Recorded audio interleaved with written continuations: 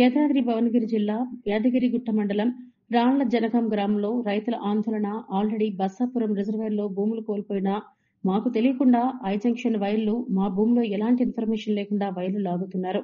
Already మాకు ఉన్న భూములు బస్సాపురం రిజర్వాయర్లు కోల్పోయినాము. ఉన్న ఎకరం అర్ధెకరంలో వ్యవసాయం కొనసాగిస్తున్నాం. ఇప్పుడు దాంట్లో ఈ ఐజంక్షన్ వైర్లు వేయడం వలన ఉన్న భూమిని కోల్పోతున్నాం. కావున మాకు దయచేసి న్యాయం చేయాలని మీడియా ద్వారా అధికారులను కోరుచున్నాం. మాకు ఇలాంటి న్యాయం జరగకుంటే మేము వైర్లను వెయ్యనీయం. కావున మాకు న్యాయం జరగాలని కోరుకుంటున్నాం. మాది రాళ్ళజనగం యాదగిరిగుట్ట మండలం. ముందు కాలువ ఓనియనని అంటే వాళ్ళు పెద్ద పెద్ద మనుషులు కలిసి లంచం తీసుకొని కాలువ తీయనిచ్చారు. నేను ముందు నా భూమిలో 2 రోజులు పండుకున్నా. జేసీబీ పోనీ తోని అంటే నీకు నష్టం కాదు, 10 మీటర్లు తీసుకుంటాం, నీ భూమిని వాడుకో, కాలువ మోర్ర పెట్టుకో అన్నారు. 1,80,000 కట్టించారు మాకు ఎకరానికి. తర్వాత 12 లక్షలు కట్టించారు. కట్టించినాక ఊకున్నాక పెద్ద లైను ఊరు తూర్పుకెళ్ళి పోయేది ఉంటే మళ్ళీ అది మాన్పి ఇక్కడ కట్టపోయిన తీసుకుపోతామన్నారు. ఇప్పుడు పట్ట ఉన్న ఎకరం భూమిలోకి వెళ్ళి పెద్ద లైన్ పోతుంది. మాకు వెళ్ళినట్టు ముందు చెప్పలేదు. తర్వాత ఇప్పుడు వైరు గుంజుతుంటే మేము కష్టపడుతున్నాం. దౌర్జన్యం మాకు చెప్పకుండా గుంజుకపోతున్నారు.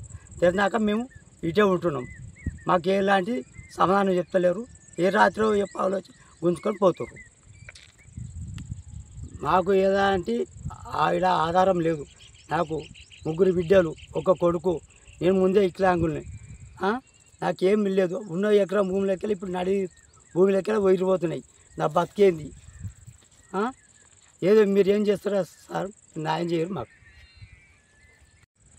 ఇప్పుడు ఇక్కడ కాంట్రాక్టర్ వాళ్ళు ఇప్పుడు వైర్లు హైటెన్షన్ వైర్లు లాగడానికి వచ్చారనమాట ఈరోజు మా పొలంలో నుంచి. అది మాకు ఇన్ఫర్మేషన్ కూడా ఏం లేదు. కాకపోతే మాకు ఉన్న మా తోటి రైతు చూసేసి మాకు ఇన్ఫర్మేషన్ చేస్తే మేము వచ్చామన్నమాట. వచ్చేసేసి కాంట్రాక్టర్ వాళ్ళని ఆపేసాం.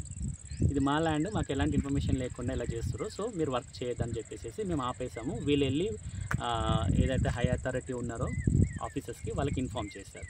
సో ప్రజెంట్లో అయితే మేము ఇక్కడ వర్క్ ఆపేస్తున్నాం.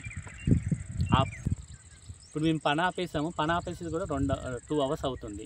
వీళ్ళు వెళ్ళి కూడా ఆల్రెడీ పై అధికారులకి చెప్పారు, కానీ మాకు అక్కడి దగ్గర నుంచి ఎలాంటి ఇన్ఫర్మేషన్ లేదు, ఎలాంటిది ఇది లేదు. మళ్ళీ వీళ్ళు రాత్రి అర్ధరాత్రి వచ్చి ఎప్పుడు లాగుతారో కూడా మాకు తెలియదు. సో మేము ఇక్కడ ఆల్రెడీ నష్టపోయి ఉన్నాం. మాకు న్యాయం జరగాలి ఇక్కడ.